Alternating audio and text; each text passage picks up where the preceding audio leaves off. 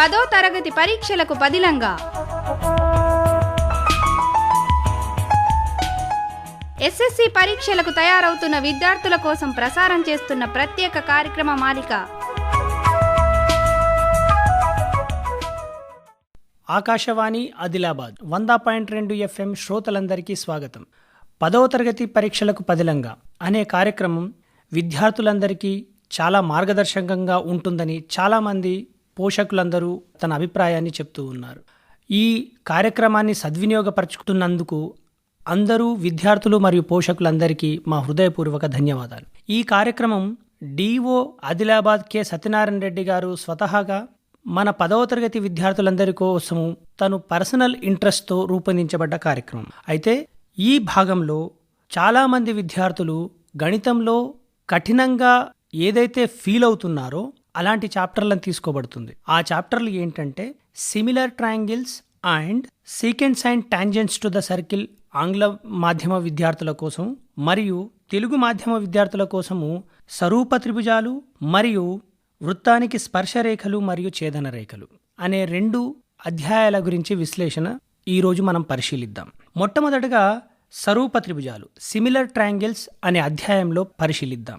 ఈ అధ్యాయంలో ముఖ్యంగా సరూపకత అంటే ఏమి, సరూప త్రిభుజాలు ఎలా ఉంటాయి, వాటి ధర్మాలేంటి, ప్రాథమిక అనుపాత సిద్ధాంతము, సరూపకత నియమాలు మరియు పైథాగరస్ సిద్ధాంతం. అదే ఇంగ్లీష్ మీడియంలో చూసినట్లయితే similarity, similar triangles, basic proportionality theorem, similarity of triangles and Pythagoras theorem. అయితే మనము ఈ మొత్తము చాప్టర్లో ముఖ్యంగా 10వ తరగతి పరీక్షల దృష్ట్యా కాన్సన్ట్రేట్ చేయాల్సిన కొన్ని అంశాలను మనం పరిశీలిద్దాం. మొట్టమొదటగా సరూపకత నియమాలేంటో విద్యార్థులకు అర్థం కావాల్సిన అవసరం ఉంటుంది. ప్రాపర్టీస్ ఆఫ్ సిమిలర్ ట్రయాంగిల్స్ ఏంటవి? 2 ట్రయాంగిల్స్లలో 2 త్రిభుజాలలో ఒకదానిలోని కోణాలు మరొక దానిలోని కోణాలకు సమానమైతే అవి ఒకే రూపాన్ని కలిగి ఉంటాయని చెప్తుంది. అంతేకాకుండా వాటి యొక్క అనురూప భుజాల నిష్పత్తి కూడా సమానంగా ఉంటుందని చెప్తుంది. ఈ నియమం ఆధారంగానే చాలా సిద్ధాంతాలు ఏర్పడ్డాయి. ఆ సిద్ధాంతాల ఆధారంగా మరియు ప్రాథమిక అనుపాత సిద్ధాంతం అంటే బేసిక్ ప్రపోర్షనాలిటీ థీరం చెప్పబడింది. పరీక్షల్లో బేసిక్ ప్రపోర్షనాలిటీ థీరం డైరెక్ట్గా అడగకపోవచ్చు, కానీ బేసిక్ ప్రపోర్షనాలిటీ థీరం ఆధారంగా అంటే ప్రాథమిక అనుపాత సిద్ధాంతం ఆధారంగా మీకు కొన్ని ప్రశ్నలు అడిగే అవకాశం ఉంటుంది. ఒక త్రిభుజం ఇచ్చేసి ఒకవైపు ఒక భుజము యొక్క నిష్పత్తి ఇచ్చేసి, అంటే ఒక త్రిభుజంలో ఒక రేఖ 2 భుజాలను ఖండిస్తుంది, ఒకవైపు ఏ నిష్పత్తిలో ఖండిస్తుందో ఇచ్చేసి ఇంకొక వైపు ఒక కొలత ఇచ్చేసి మిగతా 2 కొలతలను కనుక్కునే అవకాశం ఉంటుంది. ఇలాంటి ప్రాబ్లమ్స్ని ముఖ్యంగా ప్రాక్టీస్ చేసుకోవాల్సి ఉంటుంది. ఇలాంటి ప్రాబ్లమ్స్ని ప్రాక్టీస్ చేసుకుంటే విద్యార్థులకు కనీసం 1 లేదా 2 మార్కులు ఖచ్చితంగా వచ్చే అవకాశం ఉంటుంది.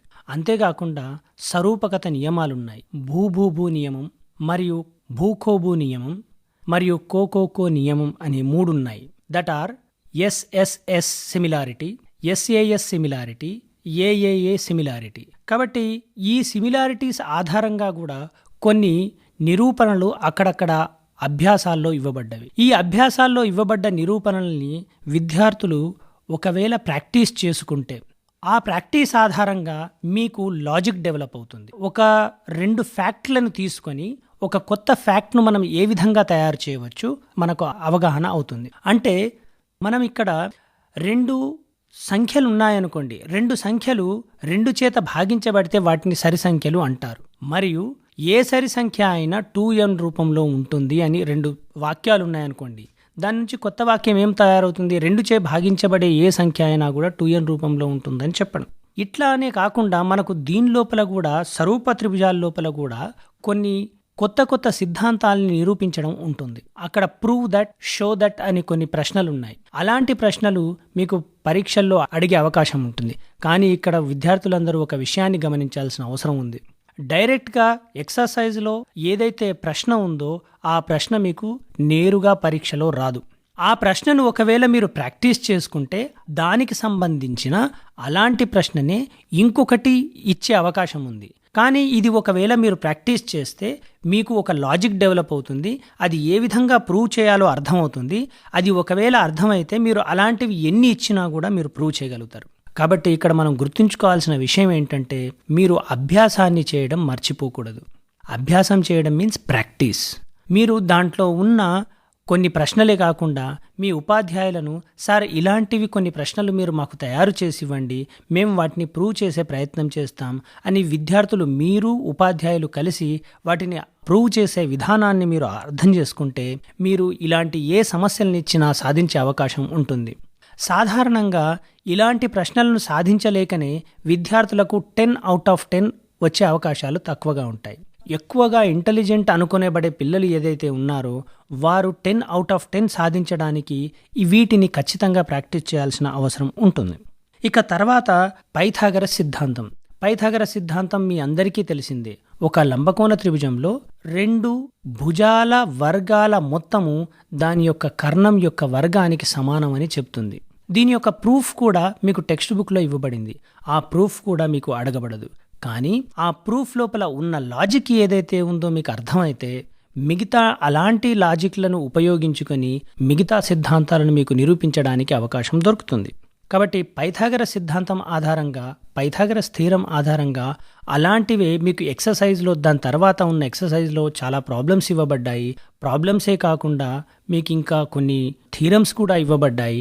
ఆ థీరమ్స్ను మీరు ఒకవేళ ప్రాక్టీస్ చేస్తే మీకు దాని లోపల మంచి మార్కులు సంపాదించే అవకాశం ఉంటుంది. అంతేకాకుండా స్వరూప త్రిభుజాలు అనే చాప్టర్లో ఇక మనము కేవలం వెనకబడ్డ విద్యార్థులు కొందరు ఉన్నారు, వాళ్లకు ఏమీ రాదు అని చాలామంది ఉపాధ్యాయులు అంటూ ఉంటారు.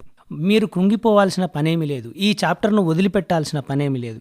ఈ చాప్టర్లో కూడా మీరు 4 మార్కుల నుంచి 6 మార్కులు సంపాదించడానికి వీలున్న ఒక ప్రశ్న ఉంటుంది. అదేంటంటే నిర్మాణాలు చేయడం. మీరు మంచి కంపాస్ బాక్స్ తీసుకొని దాంట్లో కంపాస్ అంటే వృత్తలేఖిని తీసుకొని మరియు కోణమానిని, ప్రొట్రాక్టర్ను తీసుకొని అలాంటివి మీరు నిర్మాణాలు ఒకవేళ చేయగలిగితే నిర్మాణాల ఆధారంగా మీకు ఒక 4 మార్కులు వచ్చే అవకాశం ఉంటుంది. ఈ 4 మార్కులను మీరు ఎలాంటి విద్యార్థి అయినా ప్రాక్టీస్ చేస్తే మీకు 4 మార్కులు ఖచ్చితంగా వస్తాయని నమ్మకంగా మనం చెప్పవచ్చు. ఇక తర్వాత chapter secants and tangents to the circles. వృత్తానికి స్పర్శ రేఖలు మరియు ఛేదన రేఖలు.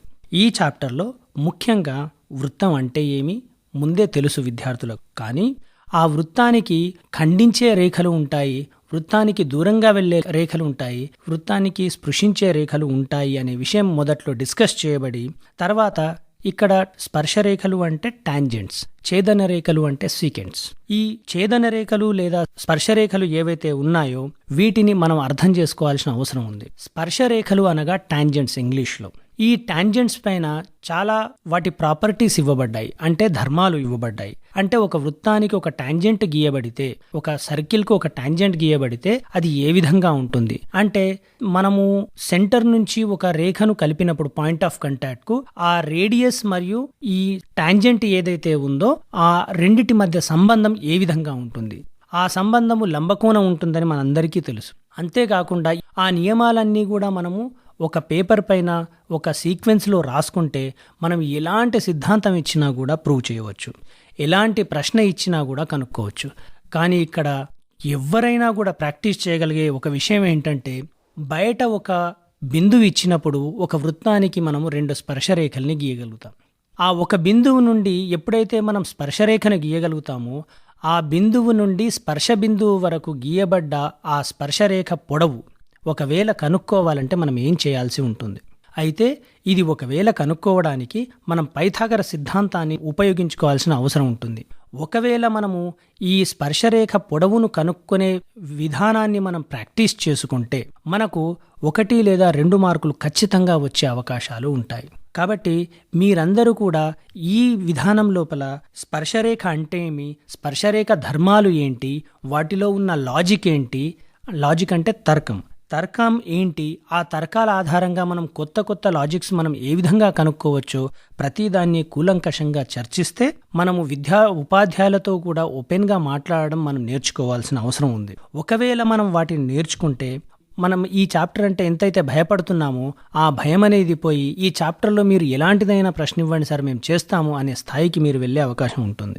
అంతేకాకుండా ఈ చాప్టర్ లోపల చిట్ట చివరగా అల్పవృత్తఖండము అధిక వృత్త ఖండం గురించి మాట్లాడబడ్డాయి. That is major segment and minor segment. Area of the major segment ఏ విధంగా కనుక్కోవాలి, area of the minor segment ఏ విధంగా కనుక్కోవాలి. ఇలాంటి మేజర్ సెగ్మెంట్, మైనర్ సెగ్మెంట్ ఇచ్చినప్పుడు వాటి కాంబినేషన్స్ ద్వారా రకరకాల డిజైన్స్ మీ పాఠ్యపుస్తకంలో ఇవ్వబడ్డాయి. వాటి యొక్క వైశాల్యాలు కనుక్కోవడానికి మనం ఏ విధంగా సమస్యల్ని సాధిస్తాం, ఏ పద్ధతిని అవలంబిస్తామో ప్రాక్టీస్ చేయాల్సిన అవసరం ఉంది. ఈ విధంగా మనం ప్రాక్టీస్ చేస్తూ ఉంటే మనము ప్రతి విషయాన్ని, దాని లోపల ఉన్న లాజిక్ ఏంటి, విధానం ఏంటి, ఏ విధానం ద్వారా మనం సమస్యను సాధిస్తే సమస్య పరిష్కారం అవుతుంది అనే విధానాలను మనము అలవాటు చేసుకుంటే ఎలాంటి ప్రశ్న ఇచ్చినా కూడా మీరు సాధించగలరు. అయితే ఇంతవరకు మనము సరూప త్రిభుజాలు మరియు వృత్తానికి స్పర్శరేఖలు మరియు ఛేదన రేఖలు అనే చాప్టర్స్ పైన విశ్లేషణ విన్నారు. అయితే దీని లోపల విద్యార్థులందరూ ఇవి మాకు రావు అని అర్థం చేసుకుంటారు. కానీ రావు అని అనుకునే బదులు మాకెందుకు రాదు అని అనుకొని ఆ చాప్టర్లోని నేను ఇప్పుడు చెప్పిన విషయాలను ఒక పేపర్ పైన రాసుకొని మీరు ఒకవేళ కాన్సన్ట్రేట్ చేస్తే దానిపైన మీకు ఖచ్చితంగా ఒక 6 నుంచి 10 మార్కులు వచ్చే అవకాశం ఖచ్చితంగా ఉందని చెప్పగలం. 10వ తరగతి పరీక్షలకు పదిలంగా ఎస్ఎస్సి పరీక్షలకు తయారవుతున్న విద్యార్థుల కోసం ప్రసారం చేస్తున్న ప్రత్యేక కార్యక్రమ మాలిక